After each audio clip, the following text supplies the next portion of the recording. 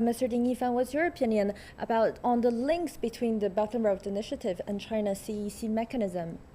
I think that the 70+1 mechanism is a typical representation of success story of the BRI, because most of the projects concerning, for example, Greece and Hungary and Serbia are also a very successful history of a success story of this BRI.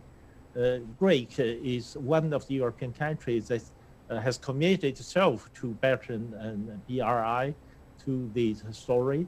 And then Greece is a very important country in terms of the maritime transport, while Greece's railway is connected with BRI to Hungary and then to Serbia, to all these countries. And then China is helping Serbia and Hungary to build express railway connected together, and then these transport could go until Greek and to Pira port, and then to ship to global market. So that's something very, very important. And then I think that not only these, but a lot of connectivity projects realized under the BRI level was realized in all these 17 member countries. And that showed that the connectivity of all these countries are very important in terms of unifying the regional and global market. So, Mr. Paifo, what's your opinion? What benefits can the BRI bring to the 17+1 mechanism? I mean, Mr. Ding Yifan has already mentioned a part of it, and what's your opinion on this question? I think it's very hard to add anything valuable to this discussion after that what was said by Professor Krubeck and Professor Ding. But I would say yes, connectivity is very important, especially for Poland, as we have around 70 or 80% of the blockchain trains entering the European Union through the border of Poland and Belarus, right? So China-Europe Express. So the connectivity is very important from the perspective of country like Poland too.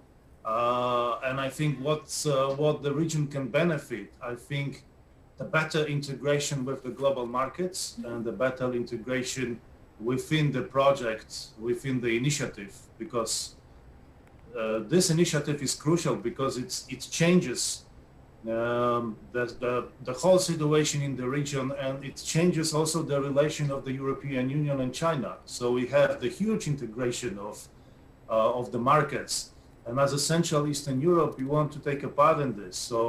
So I think that the integration is very much important, and also the advancement and the promotion of the region. Mm-hmm. So that was also mentioned many times, but by the speakers in our discussion. And I would say also the inclusion of the local concept, because concepts like the Free Seas Initiative, which is the local initiative in Central Eastern Europe, and I've been participating in Belt and Road summits in 2000, I think the first one in Beijing, that was 2018. 2017 and 2019. And I could hear the Chairman Xi Jinping talking about the local initiatives of Central Eastern Europe and integrating it into the concept of Belt and Road initiative, and I think it's a very good idea. The 17+1 cooperation has achieved many economic results, especially helping the 17 European countries to improve their infrastructure. But, however, these projects have also encountered criticism that China's projects do not really meet EU standards. So how do you see this criticism, Mr. Hubeck? Because Mr. Ding Yifan was talking about what China can offer, what China can help with other countries. But what do you think of the criticism on the quality of the infrastructure built by China? It is important to meet the EU and Chinese standards in mutual cooperation, of course. Nevertheless, sometimes there is an intercultural misunderstanding in Europe, I may say. It is necessary to understand the issue of standards in time. The European Union has also problems with standards sometimes, also with its own double standards. The European politicians focus too much on mass media electoral campaigns every year, be they parliamentary, presidential, regional, or local ones. And they have sometimes problems to be able to concentrate also on the long-term perspective.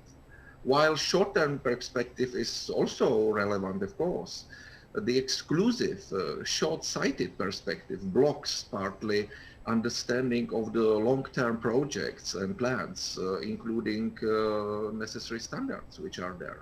It is relevant to reflect that it is already more than 40 years of the Chinese transformation and opening up, and the following intensive cooperation of China with Western countries, including Western European countries. So we will see how the cooperation of China and Central and Eastern European countries will look like after 40 years of cooperation.